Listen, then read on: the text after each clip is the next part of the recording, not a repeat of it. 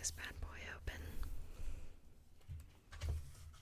And hopefully the lighting does okay today. I will go ahead and tell y'all.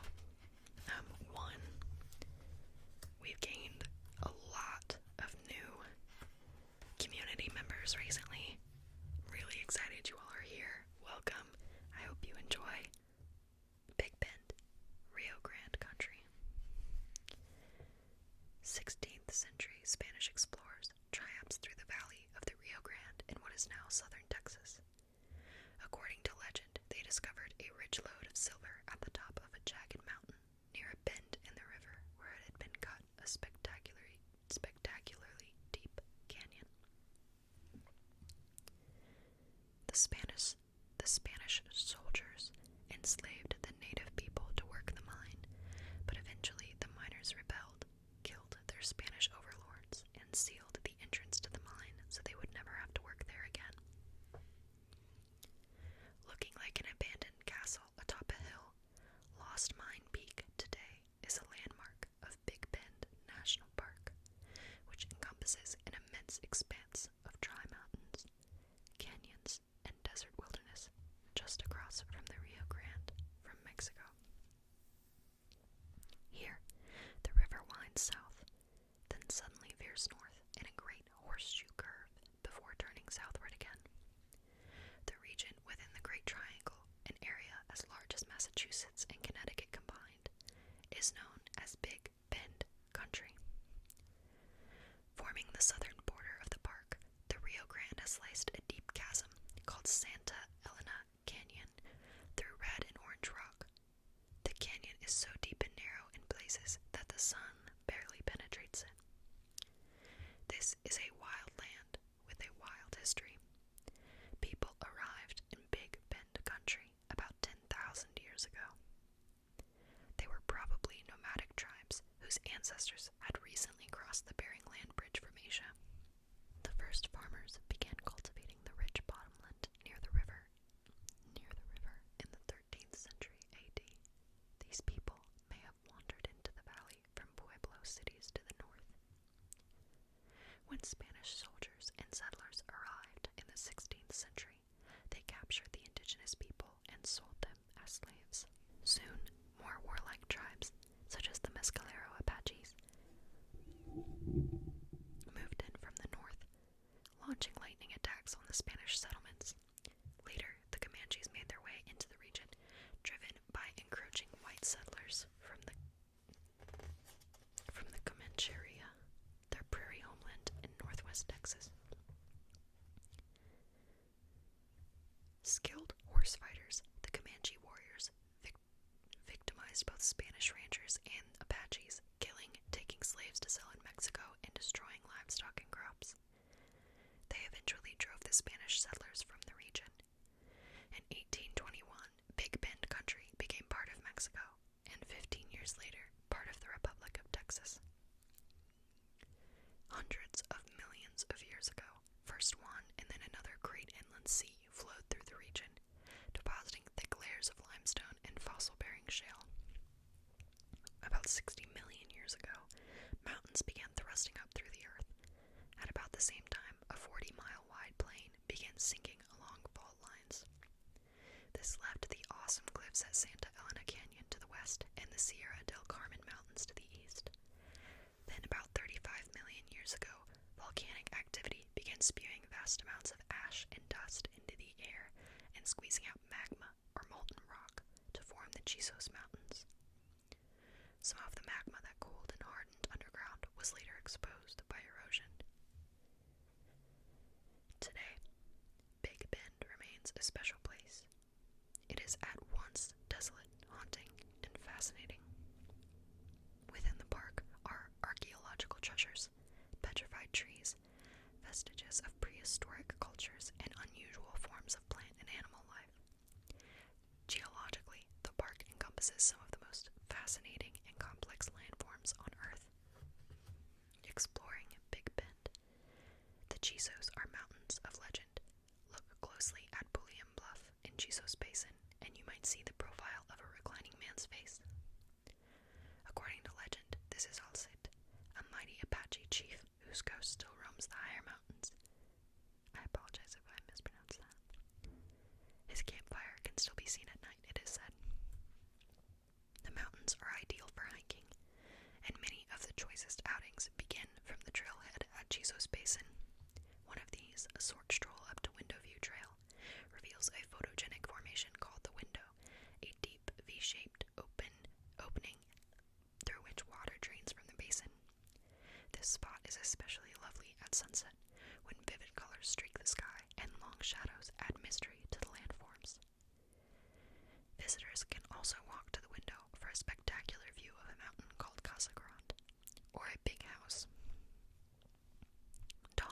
dusk add to the spectacle of this especially stunning vista.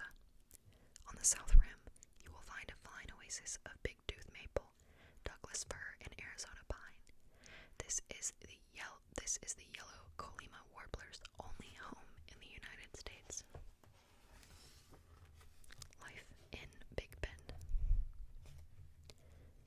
The remarkable topographic variety within Big Bend provides a habitat for a surprising diversity of life. Here are 1,000 plant species, many found nowhere else on Earth, and more than 400 species of birds, which is many more than you will find in any other national park. Desert vegetation covers most of the park's terrain. Bunch grasses, cactus, creosote bushes, and yuccas grow in vast profusion.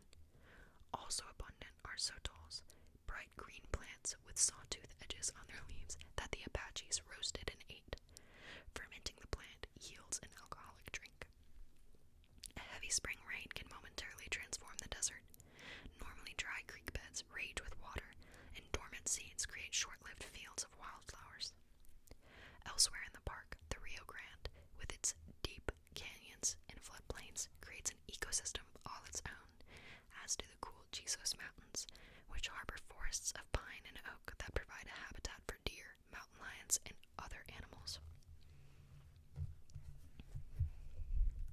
Established in 1944, located in Texas, it is open all year, but fall and winter are the best seasons. Its size is 802,541 acres. It's always bigger in Texas. Highlights: the window in Casa Grande. Terrain, canyons, mountains, river, and desert. Wildlife includes deer, mountain lions, javelinas, and hundreds of bird species. Activities include ranger-led nature walks, raft trips, evening programs, hiking, fishing, river rafting, horseback riding, bird watching, nature seminars, and backpacking.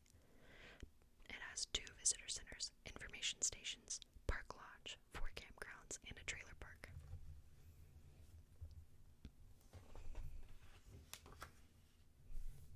Biscayne, living coral. Warmed by Gulf Stream waters flowing up through the sea like an immense river, Biscayne Bay extends eastward from the heavy mangrove forests of southern Florida to a string of low-lying barrier islands and coral reefs that protect it from the ocean. During the 17th century, this bay was the hideaway of the notorious pirate Black Caesar. He lured his prey with the tricky ruse of pretending to be adrift in an open boat. When passing ships stopped to rescue the pirate, his crew fell upon them in ambush. The pirates are now long gone. Today, Biscayne Bay is patrolled by manatees. With their gentle, doleful faces, these enormous mammals can grow as long as 13 feet and weigh a ton or more. Manatees use their front flippers to shove seagrasses and other underwater plants into their mouths. There are only about 1,000 of these great beasts left. All of them roam the waters of Florida. The bay also contains a remarkably varied spectrum of fish, fantastically shaped coral, and vast beds of waving turtle grass. The bay is only 4 to 10 feet deep, making it a breeding ground for more than 200 kinds of marine creatures, including shrimp, spiny lobsters, sponges, and crabs. Looking into the shallow water, you might be able to see the colorful flash of a parrotfish swimming by, the bright glimmer of an angelfish, or the surprisingly graceful movements of an immense sea turtle. The park encompasses Biscayne Bay, between Key Biscayne and Key Largo, the northernmost islands of the Florida Keys.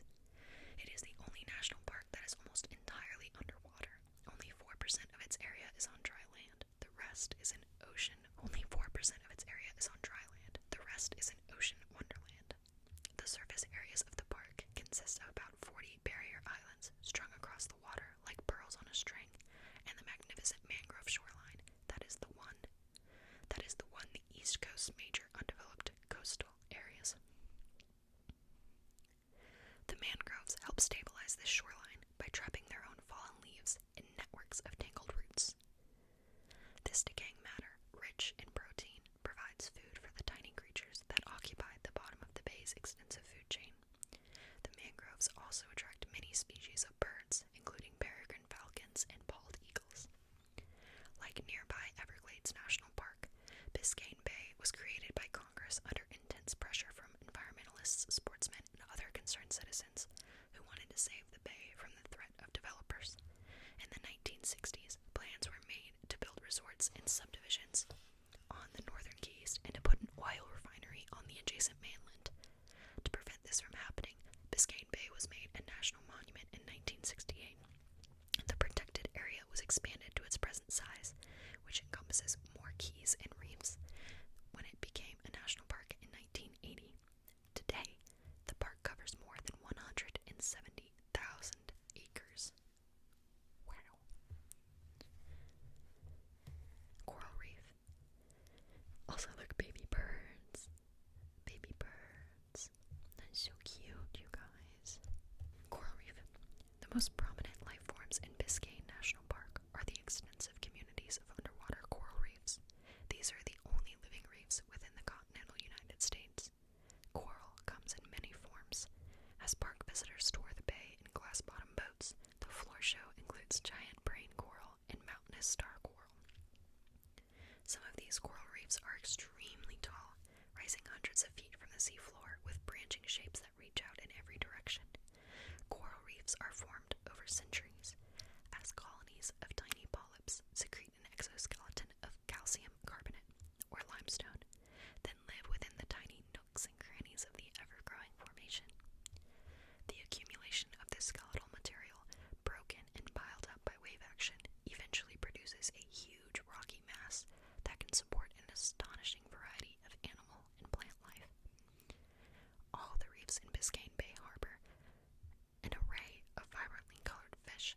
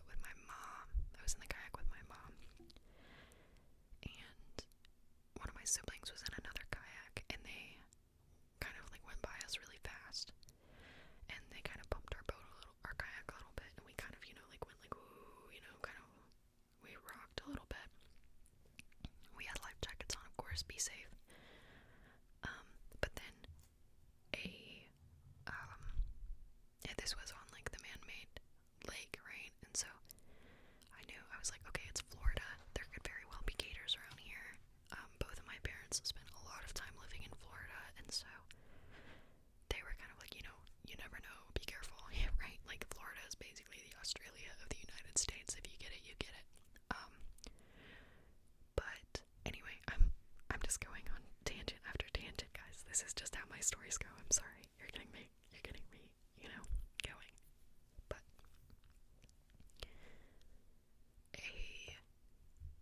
I don't remember what they're called, but it was like a passenger boat, but it wasn't huge, but they were transporting people from one side of the lake to the other. And they sent kind of ripples our way, and we were like, okay, we can handle this. We handled the ones from the kayak, So, like an idiot, I like overreacted to like the ripple or something, and we flipped the kayak. And I can swim, right? But I'm not a great swimmer. And I had also bought, this is how ridiculous I was, like 3 years ago when this happened. I had bought like brand new like Birkenstocks, and I wore them on the kayak. And so I flipped, and of course I'm like coughing and spluttering, and I'm like hyperventilating because I'm freaked out. And the first thing on my mind is like, dude, I need to like hold my feet together so my Birks don't fall off in this lake. And like, looking back on it now, that is so ridiculous. You just flipped a kayak on a lake in the middle of Florida, right? And your first concern is, oh my gosh, I'm gonna lose my Birks. With all due respect, they were not cheap. But also, like, I mean, I guess this is coming from somebody who I never, like, buy myself anything nice, because I don't really have, like, it's really hard for me to get, like, really interested in, like, material items, right? So, like, if I ever ask for anything, like, it's real, but, like, at the same time, it's like my mom is, like, holding onto the kayak for dear life, and she's like, oh my gosh, what do we do? And I'm like, you know what? I don't know what you're doing. I'm clenching my toes right now because I'm not losing these shoes, right? And it was only after, like, a passing boat, like, pulled us on board and, like, we're making sure that we were okay and we didn't need, like, medical assistance or anything, that I realized, like, how absolutely ridiculous I was being, And I was like, Mom, I'm so sorry, but you chose the worst child to flip a kayak with. Like, I'm the least helpful. We're like we're floating there. I'm like clenching my feet as hard as I can, and my mom's like, quick, wave down a boat. I'm like, okay, first of all, Mom, this is a lake that's situated in the middle of a resort, right? So everyone can see that we just flipped a kayak. As a matter of fact, my dad, instead of calling anybody, just decided to take a picture. One bright side, I did get a free slushie from the snack bar after that. This was, around a resort. But yeah, thank you for listening to my personal story, I know you guys are here for the national parks, but I couldn't help it. We were just, like, this just reminded me so much of, like, flipping a kayak. And, the slushie was blue, by the way. She was like, the worker, the employee, she was like, I'm so sorry, like, are you okay? And I was thinking of 3 things. Okay, 1, my Birks are still on my feet, so yes, I'm fine. 2, I had decided at the very last second not to take my phone with me, and I am so glad. 3, I feel horrible because I was only concerned about myself in that moment. But yes, I will take a slushie, right? And, like, anyone with siblings gets this. But they were giving me a slushie, and my little brother was like, can I have one too? And she was like, sure. And he was like, that was traumatizing for me to watch. Like, okay. Anyway, Bryce Canyon, Palaces in Wonderland. We gotta get back on track, you guys. I'm so sorry. Anyone who puts this on just to, like, fall asleep too is like, man, why are you being so disruptive to my sleep right now? Like, I'm trying to just learn about nature, and you're going off about that time you flipped a kayak. I'd be really surprised if any of that actually made it through editing, so if you're listening to this right now, it made it, but at what cost, I guess. Okay. Now, this looks really cool. The way they're all, like, kind of, like, similar but different. That's pretty dope. And there's always going to be something, I don't know about off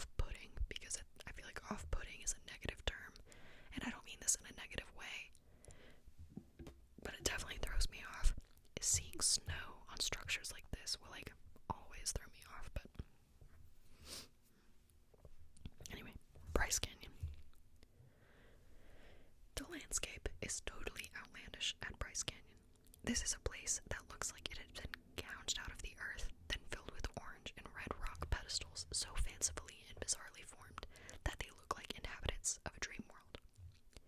Endless rock towers, called hoodoos, take on all kinds of shapes, resembling castles, bridges, towers, presidents, prime ministers, and even Queen Victoria. The questionable practice of affixing names to geological formations is forgivable here. Bryce Canyon is the scalloped edge of a huge mesa and not a true canyon. It is a series of great amphitheaters eroded out of the, you guys know I'm not going to pronounce this, Paunsaugunt plateau in southwestern Utah. On a grand scale, the geological formation containing Bryce resembles a loaf of bread that has been chewed away on one side. Erosion has taken about a dozen big bites out of the pink cliffs that form the plateau's eastern rim. The Bryce escarpment, with its thousands of geological gargoyles and castellated spires, is the product of the relentless destructive powers of water and time. Under the onslaught of weather, nothing at Bryce remains the same for long. The canyon is one of the best places on the planet to observe the forces that shape the surface of the earth. A single summer cloudburst can carry off thousands of tons of gravel, sand, and silt to the Paria River, and then on to the Colorado River and into the Grand Canyon. Bryce is changing at a fantastic rate. Its rim is receding 1 foot every 65 years. The place is an open textbook of geology. 60 million years ago, a vast body of water, called Lake Flagstaff today, covered southwestern Utah. As the ages passed, sediments of gravel, sand, and mud accumulated to thicknesses of 2,000 feet or more beneath the sea. Eventually, cemented together by minerals and pressure, the sediments turned into solid rock, which is now called the Wasatch Formation. Bryce Amphitheater. Bryce Amphitheater is the most delectable of the giant shell-shaped bites taken out of the, I'm going to try and say it, you guys, bear with me, Paunsaugunt Plateau. Several spectacular trails lead down below its rim into the wonderland of rock sculpture. This is really cool. Like, sorry to just go off, but this is really cool. The Peekaboo Loop Trail goes from Bryce Point to the heart of the amphitheater, where the mystery and magic of the Bryce Escarpment are at their greatest. As you walk down into the canyon, a formation called the Wall of Windows appears above you. This monstrous slab of limestone has been punctured with gaping holes that let the bright blue sky show through. Below you, there is a fantastic array of natural rock carvings that resembles the guests and attendants at a fancy masked ball. The dancers, waiters, musicians, and jesters are presided over by a trio of red-cloaked figures. Farther on, a broad span of yawning cave mouths, called the grottos, appear just beneath the rim. The caves have been carved out by water, seeping down from the plateau above. Virtually inaccessible to people, the caves offer refuge to red-tailed hawks, ravens, and golden eagles. In the canyon, it is easy to get the feeling that this vast piece of the earth was pried open for your personal inspection. Beginning about 16 million years ago, colossal movements of the Earth's crust forced the formation upward. This stress produced great breaks in the rock. One of these chunks is the Paunsaugunt Plateau. The fracturing of the rock on the eastern side of the plateau, where Bryce is situated, left it particularly vulnerable to the forces of weather, especially to the slow, steady power of water. These powerful erosive forces are most on display in the late winter and early spring. As the ground thaws on warm days, you can hear the grinding, groaning, and grumbling of erosion at work. Water runs down crevices, rocks tumble, and gravel and pebbles shake loose from the sides of the canyon's weird formations. In Bryce, the endless power of erosion has sculptured thousands of the limestone hoodoos. Derived from the word voodoo, the term means bad luck, but in Bryce Canyon, hoodoo invokes only the benevolent magic of wondrous shapes and colors. The stunning terracotta, yellow, pink, and mauve of the canyon's rock formations result from oxidized chemicals in the stone.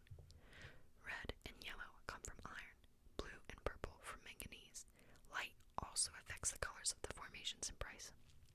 The colors change throughout the day, moving from the blue end of the spectrum in the morning light toward red hues at sunset. There are 13 overlooks that survey this wonderland.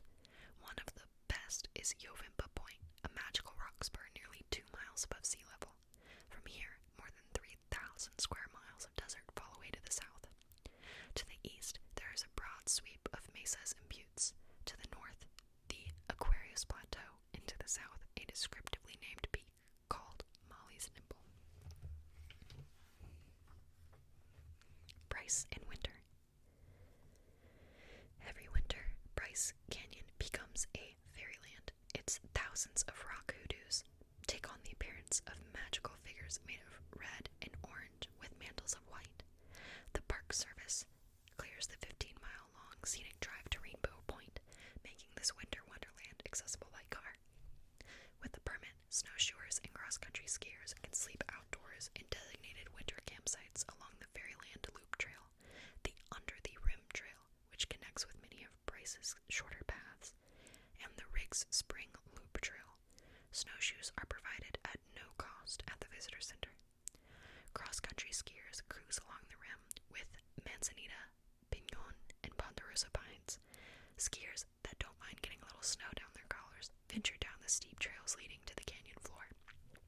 There is also winter hiking below the rim for those willing to post hole up to their hips through Utah's deep light powder in exchange for some of the most spectacular winter scenery anywhere on Earth.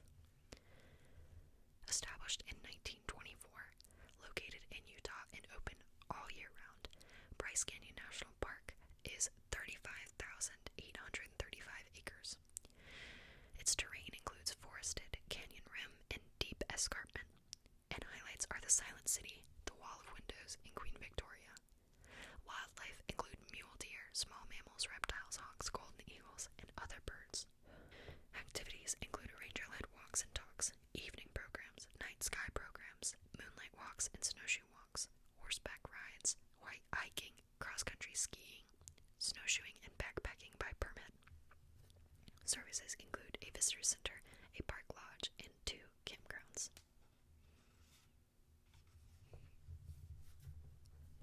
Canyonlands, geological wonderland.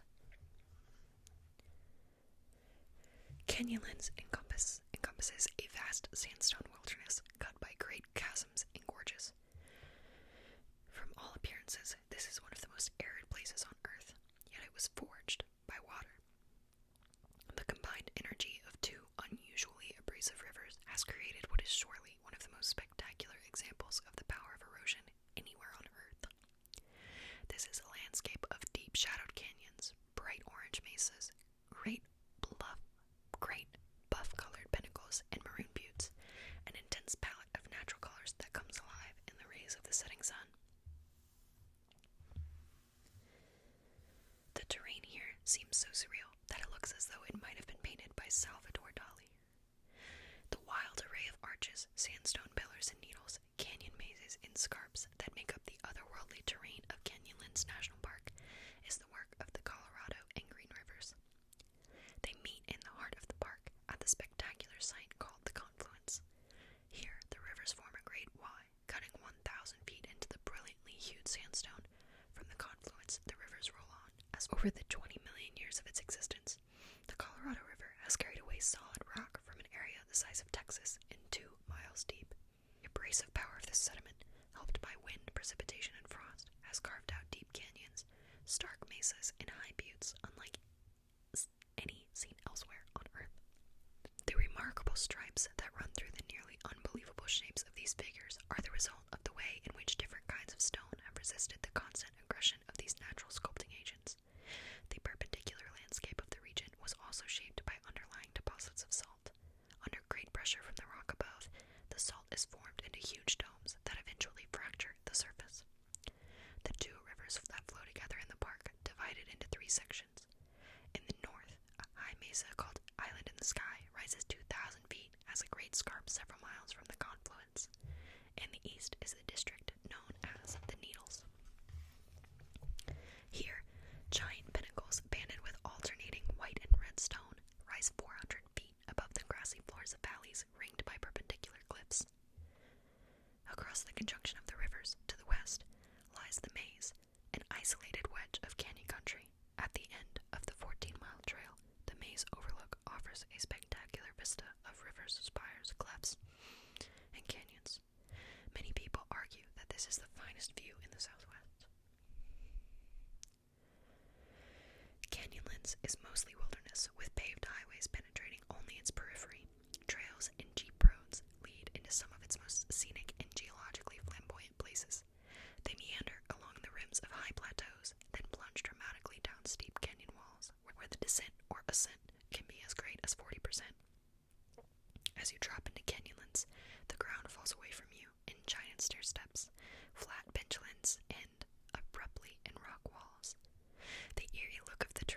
asked writer Edward Abbey to describe Canyonlands as the most arid, most hostile, most lonesome, most grim, bleak, barren, desolate, and savage quarter of the state of Utah.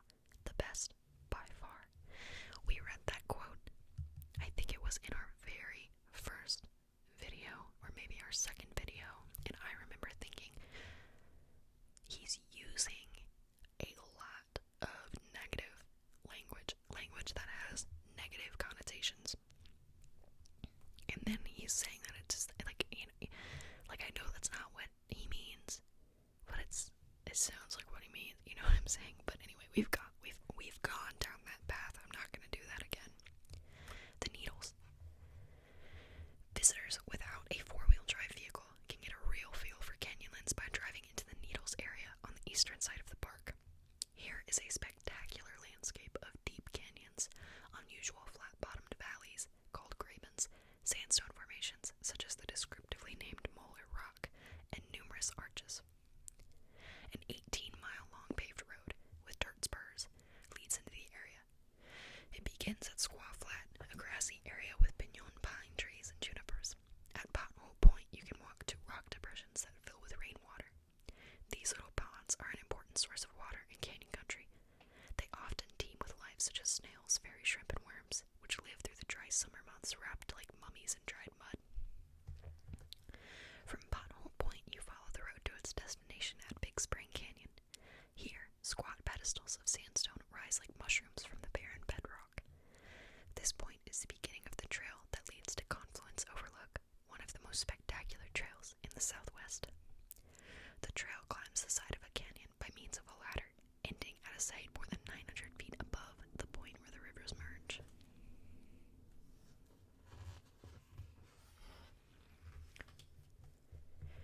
Canyonlands pictographs.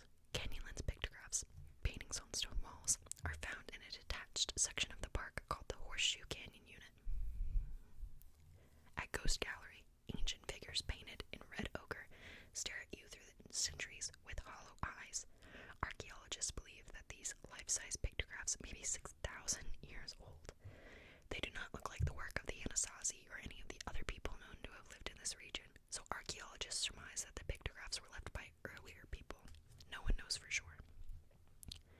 More recent inhabitants of Canyonlands have also left behind reminders of their presence. These people were related to the Anasazi of Mesa Verde in Colorado and Chaco Canyon, a vast pueblo in western New Mexico. In Canyonlands, they farmed and gathered plants. In the Needles area, you can still see a small but well-preserved granary used to store corn 700 years ago. Canyonlands National Park was established in 1964, located in Utah and open all year, but the best seasons are spring and fall. The size is 337,570 acres, and the terrain includes desert canyonland, buttes, mesas, and rivers. Highlights are the Needles and the Horseshoe Canyon pictographs. Wildlife includes small desert mammals and reptiles. And activities include ranger-led walks and talks, hiking, boating, rafting, bicycling, horseback riding, fishing, four-wheel drive tours, river running trips, and backpacking by permit. Services include 4 visitor centers and 2 campgrounds.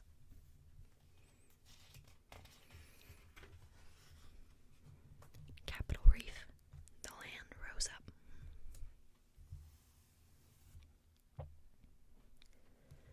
From a distance, it looks like a swell of gigantic ocean waves, but the water pocket fold, of which Capitol Reef is a part, is an immense pleat in the Earth's crust that rises in great parallel ridges for 100 miles across the starkly beautiful desert landscape of southern Utah.